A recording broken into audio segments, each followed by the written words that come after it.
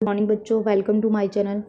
बेटा आज मैं आपको वर्कशीट कराऊंगी, वर्कशीट नंबर 47 क्लास 10th की मैथमेटिक्स की, और आपकी डेट है जो 21 अक्टूबर को आएगी।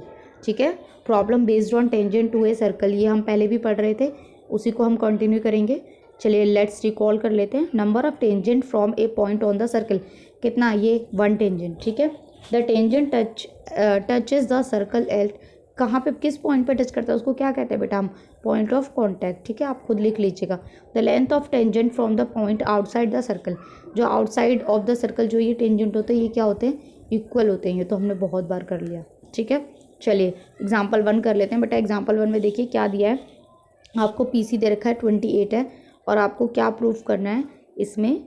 इन the given figure find the perimeter of A C B. A C B, आपको इस ट्राइंगल का पेरीमीटर निकालना है। तो इसके लिए आपको तीनों साइड्स भी चाहिए होंगी।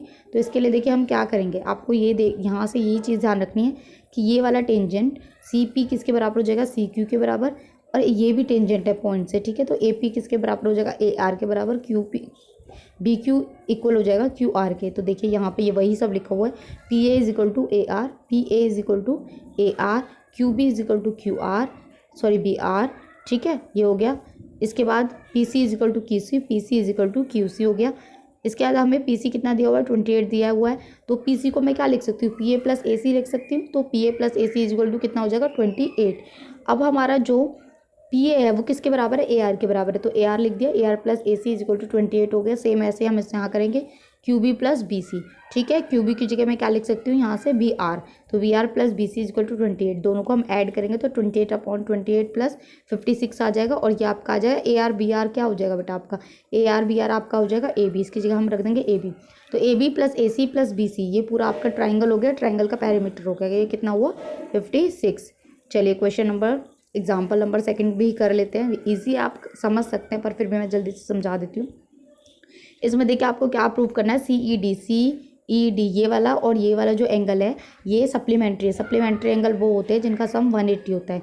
ठीक है, तो इसमें बहुत ईजी है, इसमें कुछ नहीं करना है आपको। ये देखिए ये टेंजेंट हो गए, ये इक्वल हो गए। A C E is equal to A D E. ये देखिए ये जो होता है रेडियस जो होता है सर्कल की जो सरकमफ्रेंस पे डलता है वो कितने डिग्री का एंगल बनाता है? 90 डिग्री का एंगल बनाता है। तो क्वाड्रिलेटर में क्या होता है? चारों एंगल्स का सम कितना होता है? 360 होता है। तो 90 प्लस 90, ठीक है, 90 प्लस 90, और ये दोनों एक सम लिख देंगे। ठीक है, C E D plus C A D is equal to 360। तो सी ई डी ए डी 180 इधर जाएगा, तो ये कितना हो जाएगा? 180। ठीक है, तो ये हमें प्रूफ करना था। बेटा थर्ड क्वेश्चन आप देख लेना, बहुत ईजी है। सेकेंड भी बहुत ईजी था। मैं डायरेक्ट क्वेश्चन करा देती हूँ। Find the value of M for the given figure. अभी हमने सेकेंड वाले एग्जाम्पल में सीखा कि ये वाले जो सम होते हैं, सब एंगल जो होते हैं सप्लीमेंट्री होते हैं। तो इन दोनों को मैं ऐड करके 180 लिख सकती हूँ। 3m प्लस एम, यहाँ देखिए मैंने इसका आंसर लिखा हुआ है 3m plus M is equal to 180। तो 4m 180, एम कितना आ गया आपका? 40। चलिए सेकंड क्वेश्चन भी बहुत ही ईजी है। ये देखिए टेंजेंट है, इस पर ये वैल्यू दे रखी है, आपको एक्स की वैल्यू निकालनी है। तो ऑब्वियसली हमें पता है कि टेंजेंट जो होता है वो इक्वल होते हैं एक ही पॉइंट से, अगर होते हैं आउटर पॉइंट से। तो मैंने लिख दिया x plus 10 is equal to 2x minus 1। यहाँ से x की वैल्यू 11 आ जाएगी। यहाँ पे 10 पॉइंट थ्योरम, ये आप थ्योरम ज़रूर लिखिएगा, क्योंकि अगर आप ये नहीं लिखते हैं तो एग्जाम में इसके भी नंबर कटते हैं। चलिए बेटा क्वेश्चन नंबर 3 भी बहुत ईजी है। ये आपको ये एंगल दिया हुआ है, ये आपको एंगल दिया हुआ है 120 है P। ठीक है, ये सेंटर है O, ये A, ये B।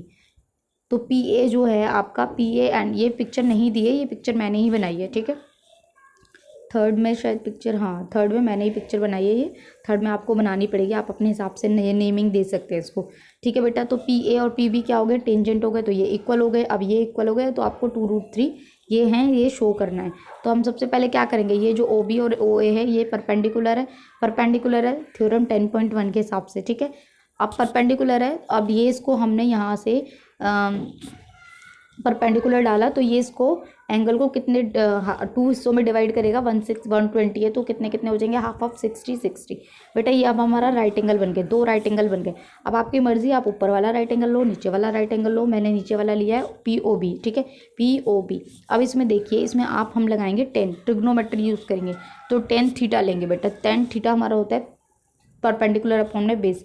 अब ये चीज़ ध्यान रखिए, जो 90 डिग्री के एंगल के सामने वाली साइड होती है वो हाइपोटेनियस होती है, और जो एंगल के साइड वाली सामने वाली होती है वो बेस परपेंडिकुलर होती है। मैंने इसलिए यहाँ पे P लिखा है, और जो बची वो बेस हो गया। ठीक है, तो यहाँ से तो बहुत ईजी है। फिर आप तो 1060 OP upon PB, O P हमें 6 दिया हुआ है, PB का PB रहेगा, ये इधर आके डिवाइड हो जाएगा, तो आपकी वैल्यू आएगी 6√3। लेकिन हम कभी भी डिनोमिनेटर में रूट हो तो वहाँ आंसर नहीं छोड़ते, उसको हम रैशनलाइज करते हैं। मैंने √3 से ये रैशनलाइज किया है, तो देखिए ये 6√3 हो जाएगा अपॉन में 3, तो ये 3 से 2 कैंसिल, 2√3, यही हमें प्रूफ करना था।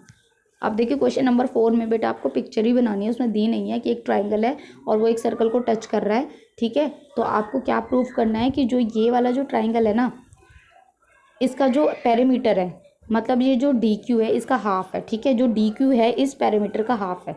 तो ये कैसे करेंगे, तो चलिए ये मैंने इसको ये हमें ऐसे दिया हुआ है, ठीक है, तो इसको हमने यहाँ पे एक्सटेंड करेंगे, सॉरी ये थोड़ा बड़ा बनेगा, एक्सटेंड करेंगे तो ये इससे टच करते हुए जाएगा, तो ये वही पॉइंट ऑफ टेंजेंट, ये PQ इजिकल टू PR हो जाएगा, ऐसे EQ इजिकल टू EP हो जाएगा, और PF इजिकल टू PR हो जाएगा, क्योंकि ये भी तो टेंजेंट है ना। चलिए तो ये देखिए मैंने वही लिखा हुआ है बेटा, DQ इजिकल टू DR, ये DR आएगा, EQ इजिकल टू EP, जो मैंने अभी बताया वही सब है, ठीक है, और ये मैंने लिख भी दिया है। इसको हम फर्स्ट इक्वेशन मान लेंगे, इसको सेकंड मान लेंगे, ठीक है। अब DQ जो है हमारा, यहाँ से देखिए जो हमारा DQ है, मैं उसको क्या लिख सकती हूँ, DQ को मैं लिख सकती हूँ DE प्लस EQ लिख सकती हूँ, तो आप मैंने वही लिखा है DE इज प्लस EQ, ठीक है, और EQ हमारे किसके बराबर था, EP के बराबर, तो मैंने EP लिख दिया, इसको मैंने थर्ड मान लिया। अब हम दूसरी साइड लेंगे, दूसरी साइड हमारी क्या है DR, इसको मैं क्या लिख सकती हूँ DF प्लस FR, ठीक है, तो मैंने वही लिखा है यहाँ देखिए DF plus FR। Equation second से आप देखेंगे FR जो है वो EP के बराबर है, तो ये हमारी फोर्थ हो गई। अब हम adding third and fourth, for third and fourth equation को जब आप ऐड करोगे तो DQ plus DR equal to DE plus EP plus DF plus EF, तो DR की जगह हम DQ लिख सकते हैं, हमने ऊपर अभी जो मैंने बताया उसमें देख लेना, तो ये 2DQ हो जाएगा, यहाँ पे देखिए DE और यहाँ पे EF, ठीक है, सॉरी DF, ये आपका सेम रहेगा, जो EP और FP है इसको जब आप जोड़ेंगे तो ये DEF आएगा, देखिए EP और FP, मैं एक बार यहाँ से बता देती हूँ, यहाँ से देखिए EP और FP, ये कितना हो गया बेटा, EF हो गया, तो बस वही किया है मैंने, यहाँ पे आपका EF लिख दिया है, ठीक है। अब ये EF लिख दिया तो ये ट्राइंगल की तीनों साइड्स हो जाएंगी, तो तीनों साइड्स का सम हो गया, अब तीनों साइड्स का सम है तो वो पेरीमीटर हो गया, ठीक है, तो 2 इधर जाके डिवाइड हो जाएगा, तो ये perimeter half perimeter of triangle DEF, ठीक है। यहाँ आपकी वर्कशीट कंप्लीट होती है, आई होप आपको अच्छे से समझ आई हो, तो प्लीज़ चैनल को सब्सक्राइब कीजिए, लाइक कीजिए और कमेंट भी कीजिए। Thank you.